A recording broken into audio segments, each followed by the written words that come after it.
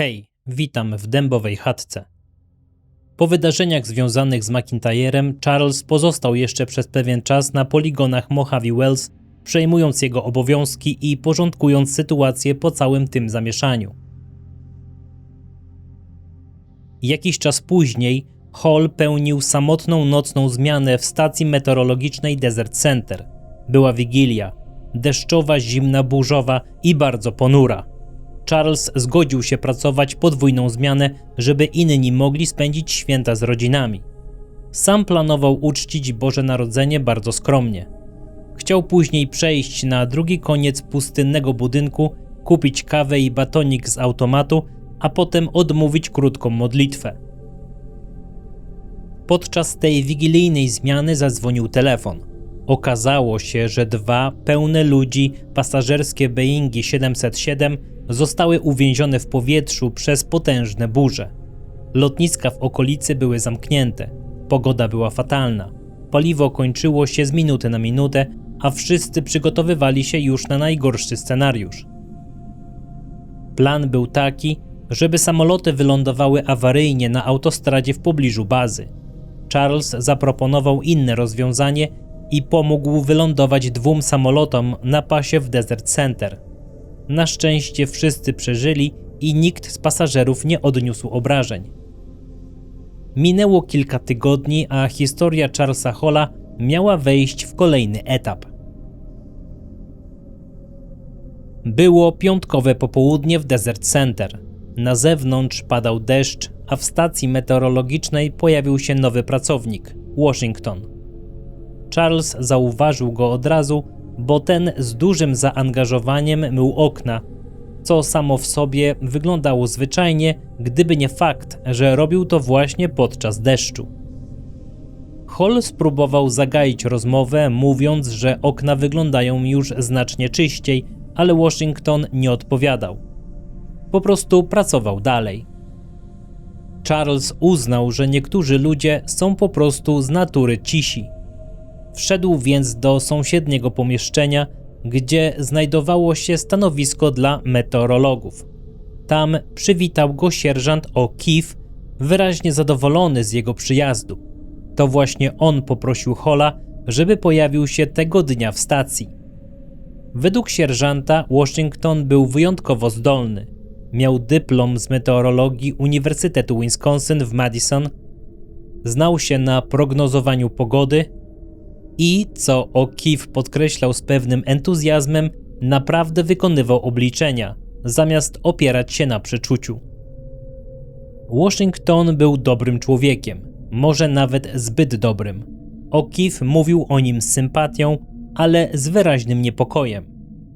Washington pracował bez przerwy, pomagał wszystkim. Czytał starożytną grecką filozofię w oryginale i porównywał ją z Biblią. Był spokojny, uprzejmy, bardzo pracowity i najwyraźniej kompletnie nie umiał zadbać o samego siebie.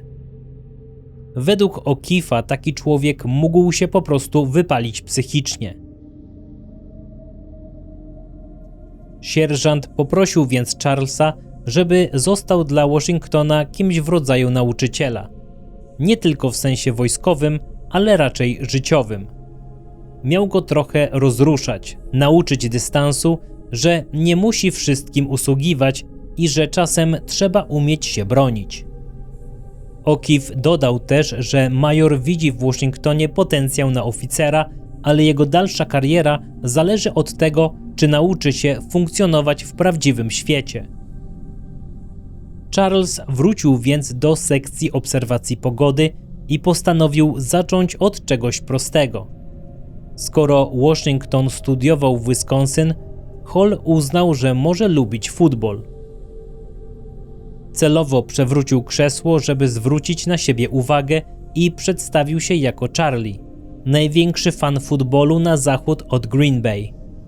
Dopiero wtedy Washington odłożył szmatkę, którą wycierał meble i nieśmiało odpowiedział.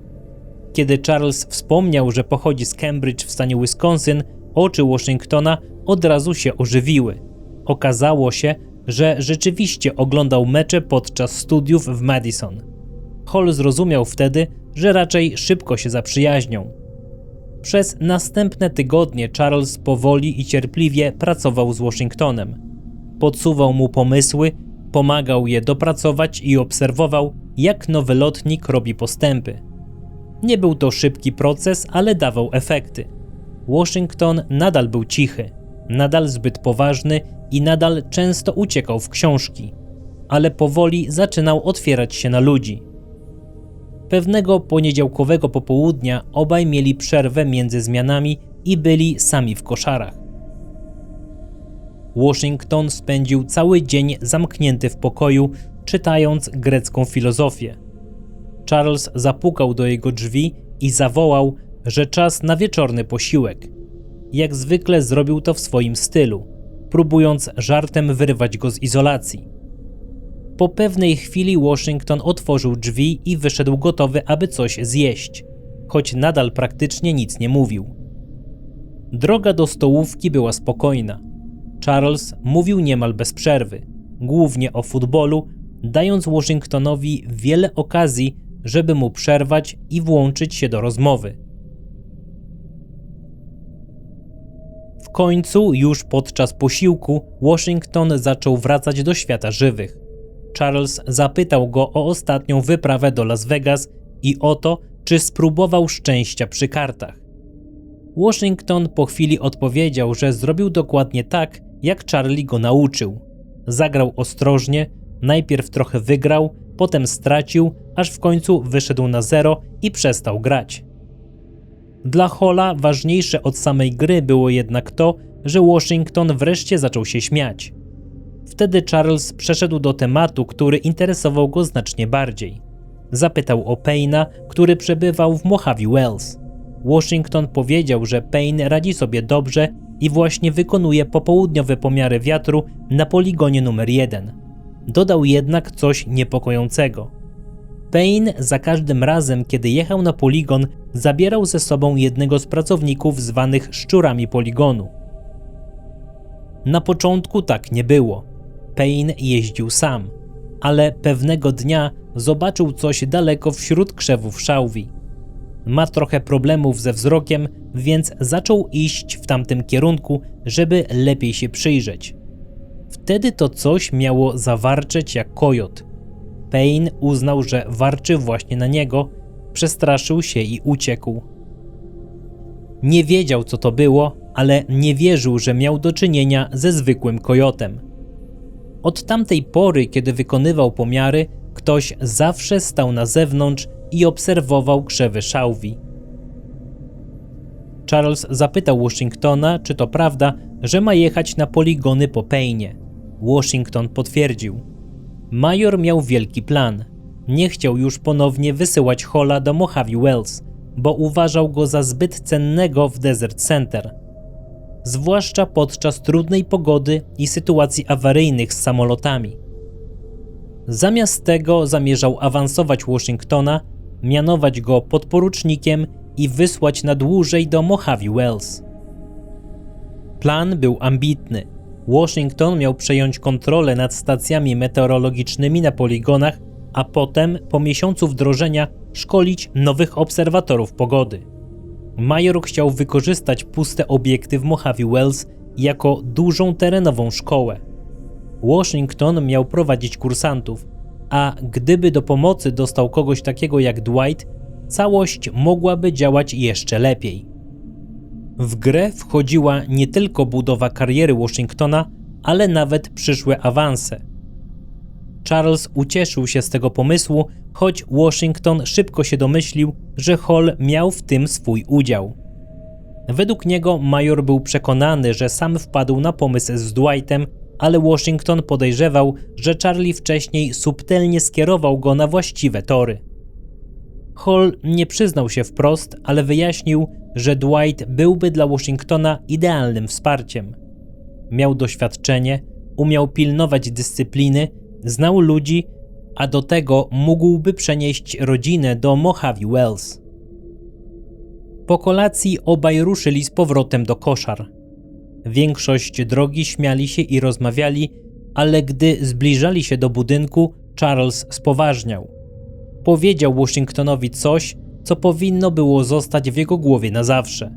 Ostrzegł go, żeby w Mojave Wells nigdy nie schodził z dróg ani przygotowanych miejsc, nigdy gdy jest sam. Bez względu na to, co zobaczy na pustyni. Nawet jeśli będzie mu się wydawało, że widzi ludzi umierających z głodu. Ma nie iść tam sam, tylko pojechać po pomoc. Charles dodał też, że jeśli Washington zobaczy coś dziwnego, może powiedzieć o tym jemu, Dwightowi albo Steve'owi. Oni mu uwierzą. Problem polegał na tym, że Washington najwyraźniej był rozkojarzony i nie słuchał uważnie. Jak często bywało, myślami był gdzieś daleko.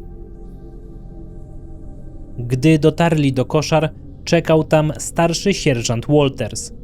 Było już po 18:00, więc sama jego obecność była zaskakująca. Walters wyjaśnił, że pojawił się problem z Payne'em na poligonach. Major zdecydował, że Washington pojedzie do Mojave Wells wcześniej i zastąpi Payne'a już teraz.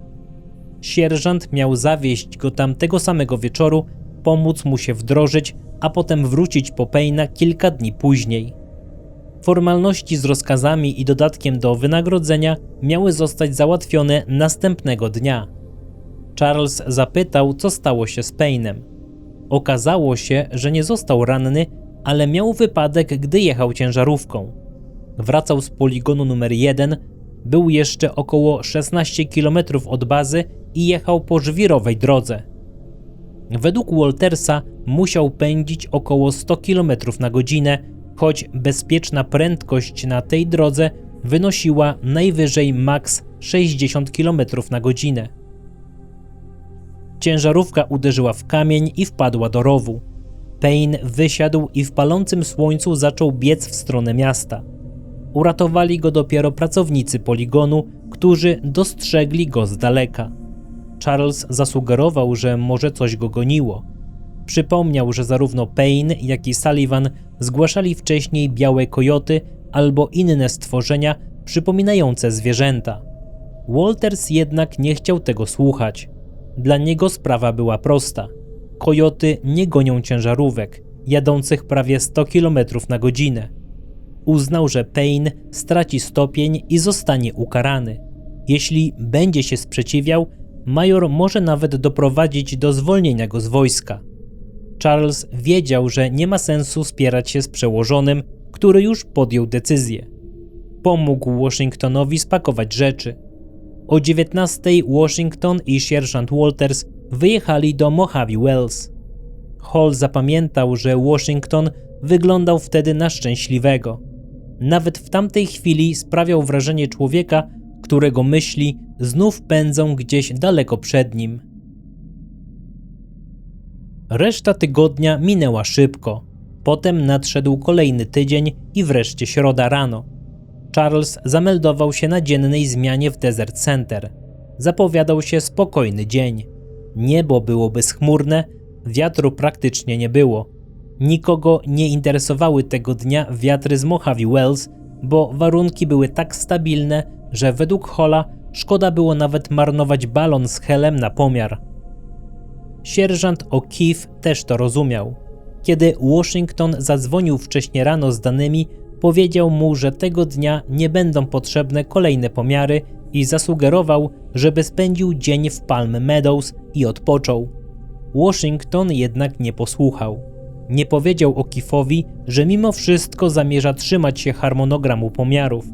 Zabrał książki o greckiej filozofii i pojechał na poligon, bo uznał, że skoro nikogo tam nie będzie, spokojnie poczyta między kolejnymi, właściwie zbędnymi obserwacjami. Tego dnia major, Walters i sekretarz kompanii byli na konferencji w Los Angeles. W Desert Center, poza innym meteorologiem, Charles był praktycznie sam. Payne z kolei został wcześniej sprowadzony z Mojave Wells w niełasce. Siedział w barakach przygnębiony i zły, czekając, co major z nim zrobi. Próbował tłumaczyć, że miał powód, by jechać ciężarówką tak szybko i że chętnie wyjaśniłby to majorowi na osobności. Ale major odmówił. Uznał, że Payne potrzebuje przede wszystkim większej dyscypliny. Już o 7:30 rano Washington zadzwonił z niepotrzebnymi danymi o wiatrach, więc Charles był zaskoczony, kiedy telefon odezwał się ponownie 7:15. Tym razem w głosie Washingtona było coś zupełnie innego. Był przerażony. Krzyczał, że dzięki Bogu dodzwonił się właśnie do Charlie'ego, bo tylko on może się tym zająć. Washington znajdował się na poligonie numer 3. Twierdził, że właśnie widział, jak na pustyni rozbił się całkowicie biały samolot. Według niego wyglądał jak kadłub dużego samolotu pasażerskiego. Miał rozbić się około godziny 8:13, mniej więcej 1,5 kilometra na północny wschód od stacji meteorologicznej. Washington kazał Charlesowi zapisać warunki pogodowe do raportu z wypadku i powiedział, że jedzie tam ratować ludzi. Był przekonany, że samolot zaraz zacznie się palić. Prosił o karetki, helikoptery i wozy strażackie. Charles natychmiast próbował go zatrzymać. Krzyczał do słuchawki, żeby Washington nie jechał tam sam. Przypomniał, że samoloty pasażerskie nie mają prawa przelatywać nad tym odcinkiem pustyni i że tego dnia nie powinno być tam żadnego samolotu, który mógłby się rozbić. Prosił, żeby Washington został na miejscu i go posłuchał. Ale ten nie słuchał. Mówił, że nie ma czasu na wyjaśnienia. W jego przekonaniu ludzie w rozbitym samolocie potrzebowali pomocy. Widział dym i pył. Widział kadłub bez skrzydeł i ogona, wystarczająco duży, aby pomieścić od 100 do 150 osób. Powtarzał, że musi ich ratować przed ogniem. Powiedział, że liczy na Charlie'ego, po czym się rozłączył. Hall od razu zapisał warunki pogodowe. Były niemal idealne. Bezchmurne niebo i lekki wiatr. Następnie zadzwonił do wieży kontrolnej Desert Center, żeby dowiedzieć się czegoś o rzekomej katastrofie. Operator był zaskoczony. Od rana nie było żadnego wypadku. Wszystkie samoloty w rejonie były na swoich miejscach. Dla pewności sprawdził jeszcze w Centrum Kontroli Ruchu Lotniczego w Palmdale i potwierdził, że każdy samolot na całym południowym zachodzie został uwzględniony. Charles zadzwonił również do szpitala bazowego. Tam też nic nie wiedzieli. Byli pewni, że gdyby doszło do katastrofy, zostaliby natychmiast powiadomieni. Hall ponownie próbował połączyć się z budką meteorologiczną na poligonie numer 3, ale nikt nie odbierał. Próbował dzwonić do koszar w Mojave Wells, ale tam również nikt nie podnosił słuchawki. Washington był sam na pustyni, a żadna pomoc nie była w drodze. Wtedy Charles wpadł na pomysł. Zadzwonił do parku samochodowego w Mojave Wells. Odebrał jego znajomy Mark. Tak jak Hall podejrzewał, Steve i kilku pracowników poligonu grali w karty w jednym z budynków na tyłach. Mark obiecał sprowadzić któregoś z nich do telefonu. Po kilku minutach do słuchawki podszedł Steve. Charles powiedział mu, że Washington zgłosił wypadek lotniczy około 1,5 kilometra na północny wschód od stacji meteorologicznej na poligonie numer 3 i że pojechał tam sam, aby pomóc. Poprosił Steve'a, żeby zebrał ludzi i ruszył mu na pomoc.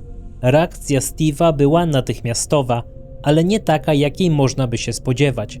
Powiedział, że po tym, co widzieli przy Payne'ie kilka tygodni wcześniej, nie ma zamiaru tam jechać. Steve wyjaśnił, że on, Doug i Wayne widzieli z bliska tę samą rzecz, która przestraszyła Payne'a.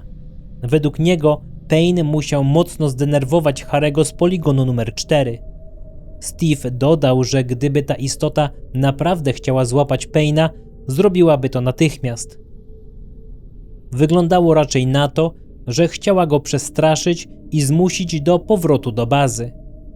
Mimo obaw Steve zgodził się pomóc. Powiedział, że zabierze kilku ludzi i pojadą 2 albo 3 ciężarówkami na poligon numer 3. Dla bezpieczeństwa będą trzymać się od siebie w pewnej odległości, tak jak zawsze to robili, gdy w pobliżu mogły być te stworzenia. Obiecał zadzwonić do Charlie'ego z pokoju wypoczynkowego na poligonie, gdy tylko dotrą na miejsce. Charles ponownie skontaktował się z posterunkiem dowodzenia, ale wszystko wskazywało na to samo. Żadnej katastrofy lotniczej nie było. Pozostawało mu tylko czekać. Czas wlókł się okropnie. Najpierw sekundy, potem minuty, a potem okres, który wydawał się wiecznością.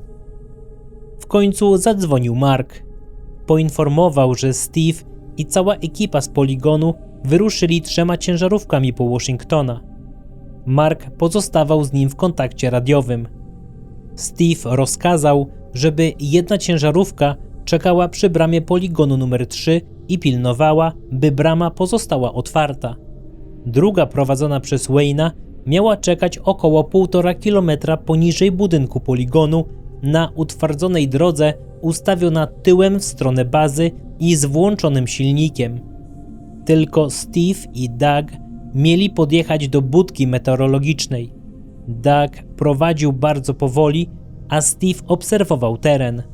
Steve zadzwonił dopiero o 11:45. Brzmiał poważnie. Przeprosił, że to tyle trwało, ale najpierw musieli porozmawiać z Washingtonem. Charles natychmiast zapytał, czy Washington tam był. Steve potwierdził, dodał, że to bardzo dobrze, iż Hall zadzwonił po pomoc. Po pierwsze, można było odwołać alarm lotniczy. Nie było żadnego wypadku, ale z Washingtonem było źle. Steve powiedział, żeby major wysłał doświadczonego zastępcę, kogoś takiego jak Charlie albo Payne, i żeby tego dnia nie spodziewał się nowych raportów o wietrze. On i Doug sprowadzą Washingtona na dół, kiedy tylko będzie w stanie podróżować. Sam nie da rady. Charles zapytał, czy Washington został ranny. Steve odpowiedział, że tak i że bardzo go skrzywdzili. Wyglądało to jak poparzenie. Może Washington dojdzie do siebie, kiedy odpocznie w Desert Center. Steve opisał, co zobaczyli po przyjeździe. Ciężarówka Washingtona stała przed budką z włączonym silnikiem. Drzwi po stronie kierowcy były otwarte. Washington siedział po stronie pasażera, co sugerowało, że ktoś inny przywiózł go z powrotem. Był w histerii, tak przerażony, że ledwo rozpoznał Steve'a i Douga. Powiedział, że kiedy ci, którzy go trzymali, zobaczyli nadjeżdżających ludzi, zaczęli uciekać. Był przekonany, że gdyby Steve i Doug nie przyjechali, zostałby zabity. Charles zapytał, kto go przywiózł z powrotem. Steve odpowiedział, że przejechali kawałek dalej i zobaczyli to samo, co Washington. To była ta sama rzecz, która wcześniej ścigała Payne'a. Nadal znajdowała się w małym zagłębieniu na pustyni, ukryta w szałwi. Z miejsca przy budce nie było jej widać. Steve przypuszczał, że istoty nie wiedziały, iż Washington pojawi się w pobliżu. Musiał je zaskoczyć, zanim zorientowały się, że nadchodzi. Według Steve'a Washington zaparkował ciężarówkę z tyłu między budynkami, tak jak wcześniej pokazano to Payne'owi, żeby nikt nie wiedział, że tam jest. Budka prawdopodobnie była zamknięta, więc istoty mogły uznać, że miejsce jest opuszczone i że można podejść bliżej. Nagle rozmowę przerwał Doug, który z ciężarówki dał znać, że coś zaczęło się poruszać. Steve powiedział, że muszą natychmiast zabrać Washingtona i wyjechać. Charles zapytał, czy nie powinni zawieźć go do szpitala. Steve gwałtownie odmówił. W tle było słychać, jak Doug trąbi klaksonem i krzyczy, żeby Steve ruszał, bo to coś idzie w ich stronę. Po chwili Steve odłożył słuchawkę. Charles był oszołomiony. Przez moment ledwo był w stanie zrozumieć, co właściwie usłyszał. Potem zadzwonił do stacji meteorologicznej w Desert Center. Odebrał Payne. Jego głos był przygnębiony i pełen stłumionej złości. Hall powiedział mu, że Washington ma kłopoty w Mojave Wells i że właśnie go stamtąd sprowadzają.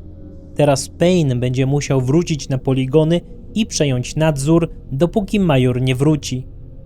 Potrzebowali kogoś z doświadczeniem. Payne od razu zapytał, czy to znaczy, że nie wyrzucą go z sił powietrznych. Charles odpowiedział, że właśnie to tak widzi. Skoro Washington wypadł z gry, a Hall z różnych powodów nie zamierzał wracać na poligony, Payne stał się jedynym człowiekiem z doświadczeniem, którego można było natychmiast wykorzystać. Charles zasugerował, że jeśli dobrze rozegra sprawę, major prawdopodobnie skończy na krótkiej reprymendzie za zbyt szybką jazdę i może każe mu kilka razy umyć okna w stacji meteorologicznej. Payne zapytał, dlaczego po prostu nie wyślą samego Charlie'ego, a jego nie zwolnią. Hall odpowiedział żartobliwie, że od pewnego czasu ma bóle brzucha po jedzeniu w stołówce i że grypa powoduje u niego zawroty głowy. W tej chwili nie byłoby bezpiecznie wysyłać go samego do Mojave Wells. A jeśli pójdzie do lekarza, szpital pewnie będzie chciał go obserwować przez 2 lub 3 tygodnie. Payne wreszcie się roześmiał i powiedział, że Charlie czasem naprawdę kiepsko kłamie. Hall skonsultował plan z Dwightem. Ten bez wahania na niego przystał i omówił sprawę z majorem. Oddzwaniając, Dwight długo nie mógł opanować śmiechu, po czym oznajmił, że major zatwierdził pomysł, wyrażając przy tym troskę o Washingtona. Stwierdził też, że Payne powinien dziękować niebiosom za takiego kompana jak Charlie.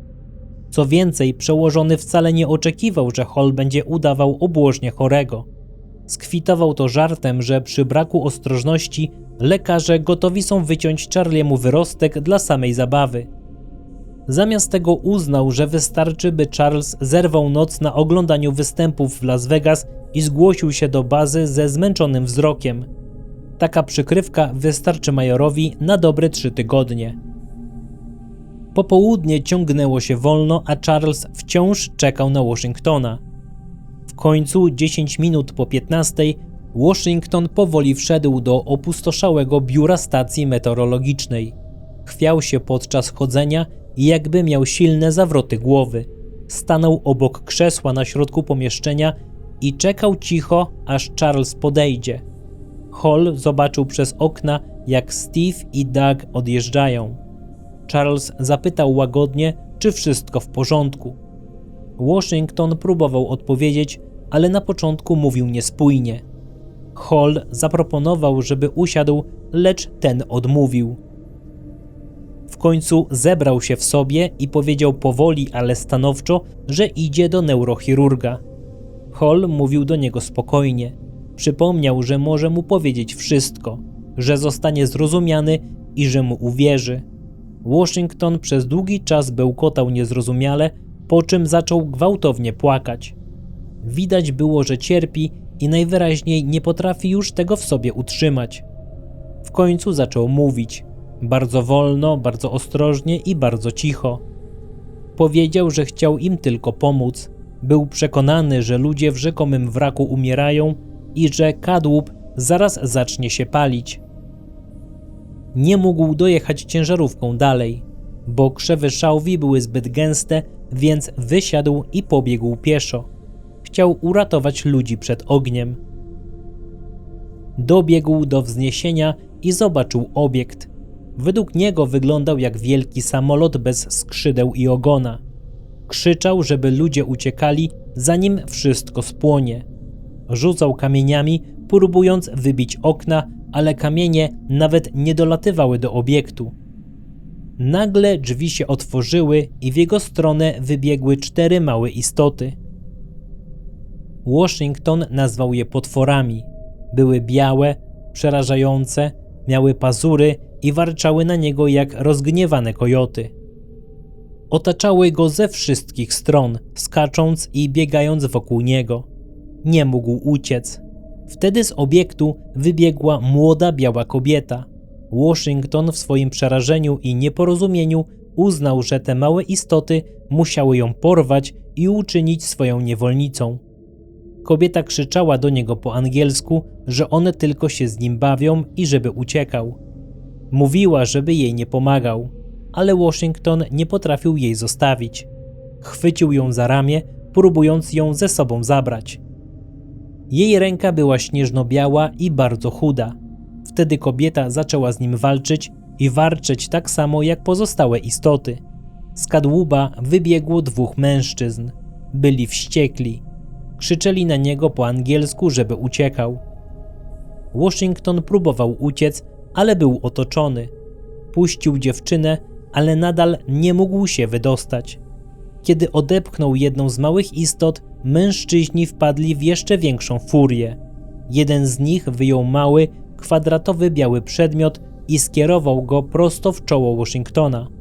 Ten poczuł potworny ból, jakby został poparzony. Washington mówił, że od tej chwili nie mógł już normalnie myśleć. Ci biali mężczyźni go złapali i zaczęli ciągnąć w stronę ciężarówki. Rzucili go na piasek. Jeden poszedł po pojazd, a drugi krzyczał do niego po angielsku. Zarzucał mu, że nie powinno go tam być, że istoty tylko się bawiły, a on uderzył małą dziewczynkę. Krzyczał, że Washington złapał nauczycielkę. Według słów tej istoty nauczycielka powinna była go zabić i że on sam go zabije, gdy tylko kapitan pozwoli. Potem przywieźli ciężarówkę Washingtona i wepchnęli go na miejsce pasażera. Jeden z mężczyzn usiadł za kierownicą, drugi wszedł na tył. Ruszyli drogą w kierunku poligonu numer 4. Według Washingtona jego życie uratowała kobieta, którą mężczyźni nazywali nauczycielką. Pobiegła do ciężarówki i coś do nich warknęła. Potem przekazała mu, że tej małej dziewczynce nic się nie stało, więc pozwolą mu żyć, ale ostrzegła go, że jeśli kiedykolwiek wróci, zostanie zabity. Washington nadal był przekonany, że trzeba ją odnaleźć i uratować. Mówił, że wszyscy byli bladzi, mieli wielkie niebieskie oczy, jasne włosy i pazury. Podczas drogi z powrotem istoty krzyczały na niego, a mężczyzna za kierownicą wielokrotnie przykładał mu ten biały przedmiot do czoła, powodując nieznośny ból. Pytał go, czy stamtąd ucieknie. Washington krzyczał, błagał o życie i w końcu zemdlał. Kiedy odzyskał przytomność, był tam Steve. W końcu Washington powtarzał, że nie może wytrzymać tego bólu, że musi iść do neurochirurga, że jest ciężko ranny głęboko w głowie. Mówił, że chciał tylko pomóc i uratować ich z ognia. Potem powoli odwrócił się i wyszedł z budynku. Charles obserwował, jak chwiejąc się i potykając przechodzi przez parking w stronę szpitala. Wyglądało na to, że nadal płacze i pozostaje całkowicie przerażony. To był ostatni raz, kiedy Charles widział Washingtona. Później po bazie krążyły tylko plotki. Mówiono, że neurochirurg przyznał mu 6-miesięczny urlop wypoczynkowy w rodzinnym mieście w Ohio. Według tych pogłosek lekarz miał mu zalecić odnalezienie dawnych znajomych ze szkoły i sprawdzenie, czym się obecnie zajmują. Mówiono też, że siły powietrzne na prośbę neurochirurga przywróciły Washingtonowi stopień oficerski i mianowały go podporucznikiem. Dostał również dodatkowe $30 dziennie na koszty podróży. Po 6 miesiącach jego stan miał się nie poprawić, więc został honorowo zwolniony ze służby i otrzymał stałą, 85% niepełnosprawność z przyczyn psychicznych. Największy tragizm tej sceny polega na tym, że Washington nie chciał nikogo skrzywdzić. On naprawdę myślał, że ratuje ludzi. Tylko że na poligonach Mojave Wells dobre intencje nie wystarczały. Tam trzeba było znać zasady, a Washington jeszcze ich nie rozumiał.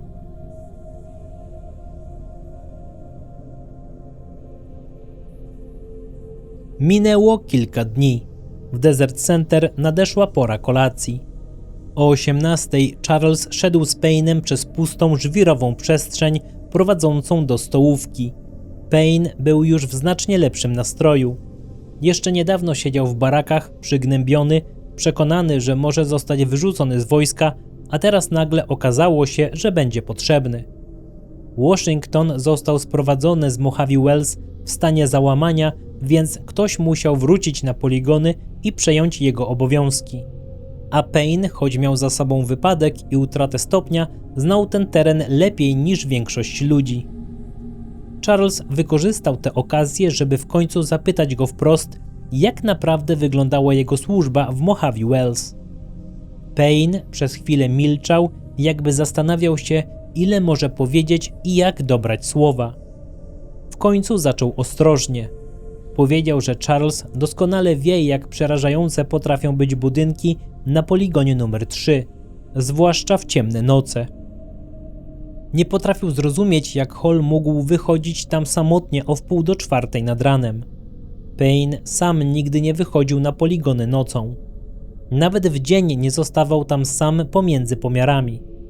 Jechał na miejsce, robił co musiał i jak najszybciej wracał do bazy. Obliczenia wykonywał już później w koszarach. Stąd telefonicznie przekazywał wyniki do Desert Center.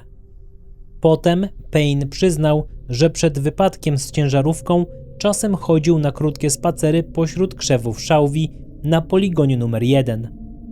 Ale po tym, co się stało, przestał to robić. Charles zapytał więc, co dokładnie się stało w dniu wypadku. Payne znów zamilkł na dłuższą chwilę. Potem opowiedział, że pewnego popołudnia po zakończeniu ostatnich pomiarów zamknął budkę meteorologiczną na poligonie numer 1 i zauważył coś małego oraz białego w krzakach szałwi. Pomyślał, że to może być królik albo młody kojot. Poszedł więc w stronę krzewów, chcąc to złapać. Istota zaczęła szczekać i skomleć, po czym uciekła przez zarośla. Payne rzucił się za nią w pogoń. Przez chwilę wydawało mu się, że prawie ją dogonił, ale uciekła. Wtedy z kilku innych miejsc w dolinie dobiegło go więcej szczekania i skomlenia. To go przestraszyło. Pobiegł do ciężarówki, uruchomił silnik i szybko odjechał. Następnego popołudnia sytuacja się powtórzyła, ale w znacznie poważniejszej formie. Payne znowu zakończył pomiary na poligonie numer 1 i zamknął budkę. Kiedy szedł w stronę ciężarówki z krzewów szałwi, wyłoniła się wysoka, biała postać. Była niedaleko, najwyżej około 30 metrów od niego. Payne miał lekką krótkowzroczność, a słońce świeciło mocno, więc początkowo nie był pewien, na co patrzy. Zwrócił się do tej postaci, ale nie otrzymał odpowiedzi. Ona tylko stała i jakby czekała, aż podejdzie bliżej. Więc Payne zaczął powoli się zbliżać. Robił kilka kroków, zatrzymywał się, czekał, potem znów robił kilka kroków. W końcu znalazł się około 7 metrów od niej. Dopiero wtedy zobaczył ją wyraźnie. Wyglądała jak kobieta w stroju pielęgniarki. Miała kredowo-białą skórę i niezwykle duże oczy. I wtedy Payne zauważył coś, co go sparaliżowało. Miała tylko 4 palce u rąk, a zamiast paznokci długie, ostre pazury. Kiedy ogarnął go strach, postać odezwała się do niego doskonałym angielskim. Powiedziała, że gdy schodzi na poligon numer 1, nie powinien gonić rzeczy w krzewach szałwi. Powinien zachować się bardziej tak jak Charles. Wspomniała Halla po imieniu. Powiedziała, że Charlie rzadko chodzi na wędrówki po pustyni, a kiedy już to robi, nigdy nie gonił tego, co widział. Zadowalał się obserwowaniem z daleka. To musiało uderzyć Payne'a wyjątkowo mocno. Nie tylko dlatego, że stał przed kimś, kto nie wyglądał jak człowiek, ale również dlatego, że ta istota znała Charliego i znała jego zwyczaje. Wiedziała, jak Hall zachowywał się na poligonach. Wiedziała, że obserwował, ale niczego ani nikogo nie ścigał. Nie wchodził gwałtownie w ich przestrzeń. Nie próbował łapać tego, czego nie rozumiał. Payne natomiast robił dokładnie odwrotnie. Kobieta powiedziała Payne'owi, że dzień wcześniej gonił jedno z dzieci. Dziecko tak się wystraszyło, że będzie musiało odpoczywać przez co najmniej 2 tygodnie, zanim znowu będzie mogło wyjść na pustynię. Jako karę kobieta chciała upewnić się, że Payne zrozumie, jak to jest naprawdę czuć strach. Wtedy Payne zobaczył coś jeszcze. Około 400 metrów za nią, z zagłębienia ukrytego wśród krzewów szałwi, uniósł się wielki biały statek. Wyglądał trochę jak kadłub pasażerskiego samolotu, ale nie miał skrzydeł, ogona, widocznych silników ani niczego, co pasowałoby do normalnej konstrukcji lotniczej. Dopiero wtedy Payne wpadł w panikę. Odwrócił się i pobiegł do ciężarówki. Gdy wszedł do środka, uruchomił silnik i wcisnął gaz do dechy. W lusterku widział, że coś go goni. Według jego własnych słów, gdyby naprawdę chcieli, mogliby go dogonić w każdej chwili. Ale wyglądało na to, że nie zamierzali go złapać. Chcieli go tylko przestraszyć. I, jak sam przyznał, udało im się to doskonale. To właśnie dlatego jechał tak szybko po żwirowej drodze i stracił panowanie nad ciężarówką. Charles zapytał, czy właśnie dlatego doszło do wypadku, a Payne potwierdził. Powiedział, że nigdy więcej nie wróci na poligon numer 1, nawet gdyby ktoś przyłożył mu pistolet do głowy. Od tej pory, jeśli Desert Center prosi o dane z tego poligonu, po prostu je zmyśla. Tak jak według niego robili to wszyscy inni oprócz Charlie'ego. Payne nie mógł wyjść z podziwu, jak wiele zadań Hall wykonywał w pojedynkę. Z relacji obsługi wynikało, że Charles samotnie jeździł nie tylko na 3. i 4. poligon, ale zapuszczał się również na 1. i 2., a czasem nawet daleko poza 4. Payne przyznał wprost, że uważał go za bardzo odważnego. Gdy Charles zapytał, czy Payne zawsze zabiera kogoś ze sobą w teren, ten odparł, że to oczywiste. Najczęściej wybierał Douga, przy którym czuł się bezpiecznie. Nie dało się go niczym zaskoczyć. Objeżdżali wspólnie cały teren, dokładnie sprawdzając budynki i okolice, zanim Doug w ogóle uznał, że rzeczywiście są sami. Drugim zaufanym towarzyszem był Steve, który świetnie znał poligony i nigdy nie ryzykował bez potrzeby. Zaraz potem Payne zaznaczył jednak, że nikt nie mógł równać się z Charliem. Wszyscy pracownicy twierdzili, że czują się bezpiecznie tylko wtedy, gdy Hall jest w pobliżu. Charles nie krył zaskoczenia. Payne wyjaśnił, że ludzie mu ufali, ponieważ zawsze działał z rozmysłem i zachowywał zimną krew w nieprzewidzianych sytuacjach. Jako przykład podał dzień, w którym Charles musiał wysłać policjanta lotniczego i lawetę na poligon numer 2. Korzystając z okazji, Hall zapytał wreszcie, co tak naprawdę wystraszyło wtedy chłopaków z obsługi, bo do tej pory nikt nie chciał mu tego wyjaśnić. Harry z poligonu numer 4 odparł krótko Payne. Z ich relacji wynikało, że w porze lunchu zepsuła im się ciężarówka. Przeszli więc pieszo około 1,5 kilometra do klubu, by wezwać pomoc. Kiedy dotarli na miejsce, zauważyli, że z jednego ze starych hangarów u podnóża góry obserwuje ich tajemnicza postać. Wpadli w panikę, wbiegli do budynku i zaryglowali wszystkie drzwi oraz okna. Telefon nie działał, więc ukryli się w środku, trzęsąc się ze strachu. Payne dodał, że według ich słów ów Harry z bliska przypominał raczej młodą kobietę ubraną w biały strój pielęgniarki. Dla Charlesa cała ta historia stawała się coraz bardziej absurdalna. Payne również przyznał, że sam niewiele z tego rozumie. Dodał jednak, że wezwany na miejsce Brian podszedł bliżej i dostrzegł tę postać z dystansu. Payne uznał, że to mogła być ta sama kobieta, która pewnej nocy czekała na Charlie'ego w koszarach. Payne uznał, że to mogła być ta sama kobieta, która pewnej nocy czekała na Charlie'ego w koszarach, gdy ten wrócił do Desert Center po wcześniejszym wyjeździe z Mojave Wells. Hall był zszokowany. Zaprzeczył, by kiedykolwiek zapraszał do koszar jakąkolwiek kobietę. Wtedy Payne wspomniał o długim, podzielonym na 2 części baraku przy pasie startowym, w którym Hall stacjonował, zanim Steve kazał mu przenieść się do reszty załogi. Jak opowiadali inni pracownicy, to właśnie tam widywali tak zwane białe duchy. Charles aż za dobrze pamiętał ten budynek. Był to parterowy obiekt składający się z 2 długich skrzydeł przedzielonych węzłem sanitarnym. Oprócz niego barak mogący pomieścić 76 żołnierzy świecił pustkami. Payne zapytał, czy podczas jego pobytu działo się tam coś niezwykłego. Wtedy Hall przyznał, że tak. W baraku miało miejsce wiele sytuacji, o których nikomu dotąd nie wspominał. Choć nigdy nie czuł bezpośredniego zagrożenia, samo przebywanie tam przypominało dreszcze. Wnętrze tonęło w półmroku słabych żarówek, po kątach przemykały cienie, a przez nieliczne okna nie sposób było dostrzec, co dzieje się na zewnątrz. Trzeba było mieć naprawdę sporo odwagi, żeby wejść tam samemu w środku nocy. Jako jedyny lokator w całym budynku mógł zająć dowolne łóżko. Początkowo wybrał miejsce w pierwszej sekcji, blisko łazienki i pryszniców. Przez kilka dni panował spokój. Z czasem jednak w przestrzeni między jego pryczą a drzwiami wejściowymi zaczęły dziać się dziwne rzeczy.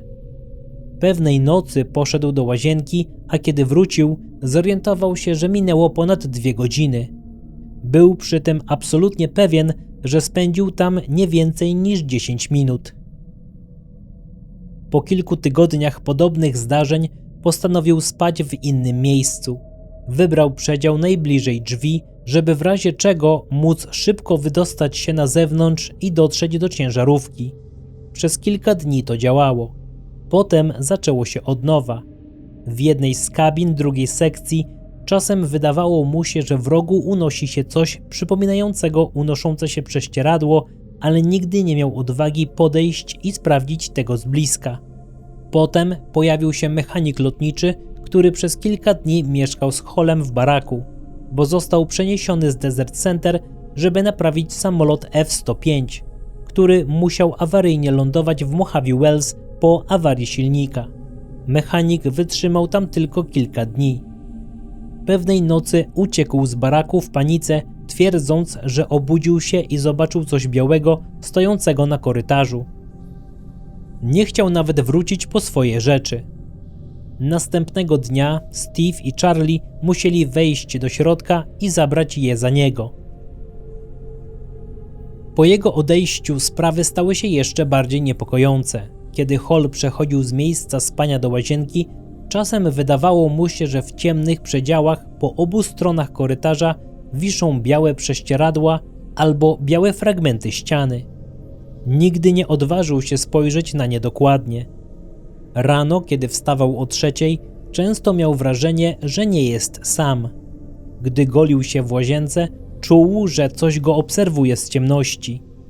Co ciekawe, Hall nie odbierał tej obecności jako szczególnie wrogiej, raczej jako skrajnie ciekawską.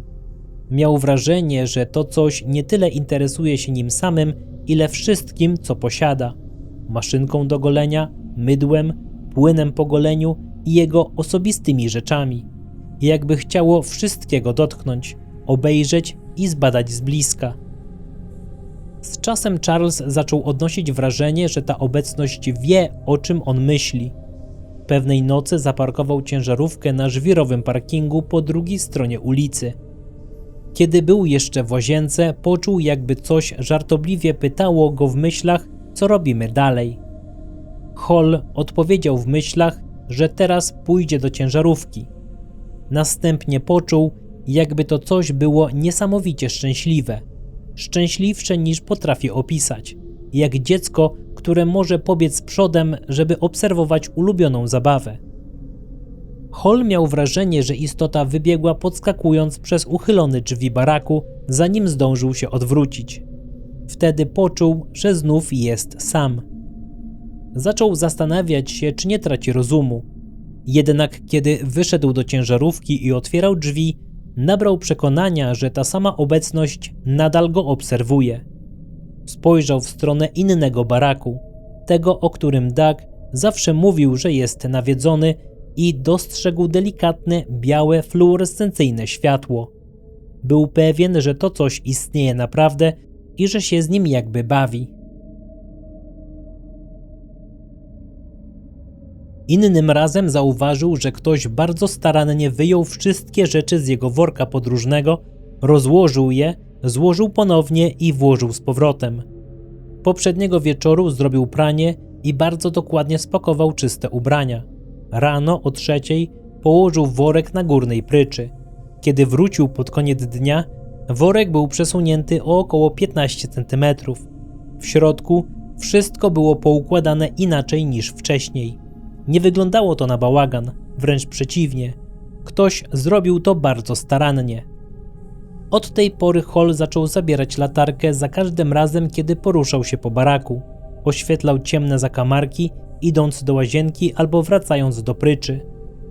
Pewnej nocy, długo po północy, obudził się i musiał iść do toalety. Wziął latarkę, szybko przeszedł korytarzem, a wracając świecił w puste kabiny po obu stronach. W jednej z nich zobaczył coś, co go zatrzymało. Wyglądało jak wąskie, białe prześcieradło wiszące przy ścianie. Wysokie na co najmniej 180 cm i szerokie na około 90 cm. Ale jego umysł odbierał to inaczej, jak żywą, całkowicie białą młodą kobietę o inteligentnych niebieskich oczach, która patrzyła prosto na niego. Był tak oszołomiony, że nie przestraszył się od razu. Po prostu wrócił do swojej pryczy i usiadł. Pamiętał, że pomyślał wtedy, że nie ma sensu uciekać. Jeśli to coś chciało go zabić, mogło to zrobić wcześniej. Skoro jeszcze żył, prawdopodobnie nie zamierzało go skrzywdzić. Położył się więc i próbował zasnąć. Następnego ranka nie poszedł do łazienki, dopóki nie wzeszło słońce. Kiedy sprawdził tamten przedział, nie było w nim niczego. Co ważniejsze, nie było też żadnego przedmiotu, który można by pomylić z białym prześcieradłem. Przedział był całkowicie pusty, oprócz metalowej pryczy. Tego dnia znowu zmienił miejsce spania. Wybrał ostatnie łóżko przy zewnętrznych drzwiach drugiej sekcji. Od tamtej pory unikał korzystania z toalety i pryszniców po zachodzie słońca, chyba że naprawdę musiał. Później zauważył coś jeszcze. Podczas wielu ciepłych letnich poranków, kiedy wstawał o 3:00, drzwi na wschodnim końcu baraku były uchylone i podparte. Te drzwi prowadziły bezpośrednio na pas startowy i dalej w stronę pustyni. Charles każdego wieczoru sprawdzał je dokładnie przed snem. Był pewien, że solidnie je zamykał. Czasem nawet zamykał je na klucz. Zostawiał światła i czuwał do północy. A mimo to rano drzwi znowu były uchylone.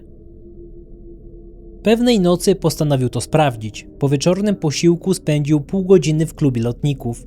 Wrócił do baraku i położył się wcześnie spać. Nastawił się na to, że wstanie o północy i będzie obserwował drzwi. Ale kiedy obudził się o północy, drzwi były już uchylone. To oznaczało, że ktokolwiek je otwierał, musiał wiedzieć, kiedy Hall śpi.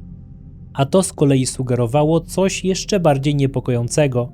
Ktoś mógł obserwować jego ruchy z jakiegoś odległego miejsca na pustyni na północ od bazy. To przeraziło go szczególnie dlatego, że jego kabina nie miała okien, a baraki nie miały okien od strony północnej. Pewnego ranka znowu postanowił dowiedzieć się, kto otwiera drzwi. Wstał o 3:00. Drzwi znowu były uchylone. Ogolił się, umył zęby, ubrał i podszedł do wejścia. Dopiero wtedy jeszcze mocniej uświadomił sobie, jak odizolowany jest jego barak. Między nim a pustynią oraz górami na północy nie było praktycznie żadnych budynków. Hall objechał potem całą bazę ciężarówką i sprawdził inne drzwi w Mojave Wells. Wszystkie były zamknięte. Tylko te jedne prowadzące w stronę pustyni każdego ranka ktoś otwierał. Charles zaczął się wtedy zastanawiać, dlaczego akurat te jedne drzwi mogłyby kogoś interesować. Kogoś poza Range 4 Harem. Pewnej nocy obudził go hałas dochodzący z baraku. Szybko się ubrał, wyszedł na zewnątrz, zamknął się w samochodzie i czekał.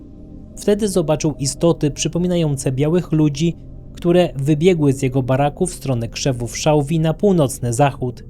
Biegły 2 razy szybciej niż olimpijski sprinter. Przez chwilę był kłębkiem nerwów. Po kilku dniach uznał jednak, że jeśli chce zachować zdrowie psychiczne, musi za wszelką cenę nauczyć się to ignorować. I właśnie to robił. Rano zamykał drzwi, golił się, ubierał i nie zadawał sobie pytań. Uczył się ignorować światła na pustyni. Szedł do ciężarówki, śpiewając wesołe piosenki. czasem się modlił do Boga przy każdym kroku. Ta strategia zaprzeczania pozwoliła mu w końcu się uspokoić i nawet cieszyć się służbą w Mojave Wells. Payne powiedział, że mu wierzy. Następnie przypomniał tydzień, kiedy Charles szkolił go w Mojave Wells i wrócił do Desert Center w czwartek po południu, chociaż wcześniej plan był taki, że zostanie do piątku. Hall odpowiedział, że Payne był już przeszkolony, a on chciał wyjechać wcześniej, żeby umówić się z Pamelą. Payne przyznał, że nie ma nic przeciwko, ale uważał, że Charles powinien dokładnie poznać przebieg tamtego wieczoru. Około 22:00 Brian przechodził obok dawnego baraku Halla.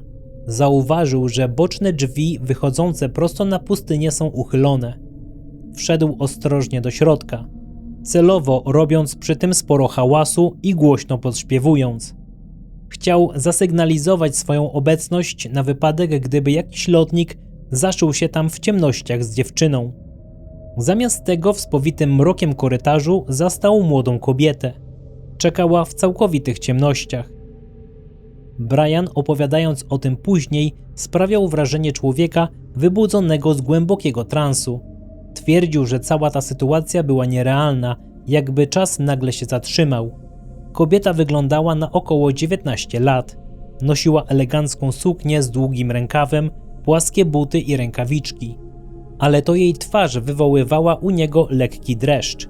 Była nazbyt doskonała, wręcz sztuczna. Brian wspomniał, że to, co początkowo wziął za nienaturalną perukę i grubą warstwę makijażu, wydawało się jedynie iluzją. Jakby jego własny, zdezorientowany umysł próbował desperacko zracjonalizować jej niemożliwie bladą, świetlistą karnację i obce, niesamowite rysy. Kobieta przemówiła pierwsza, a jej głos tylko potęgował uczucie odrealnienia.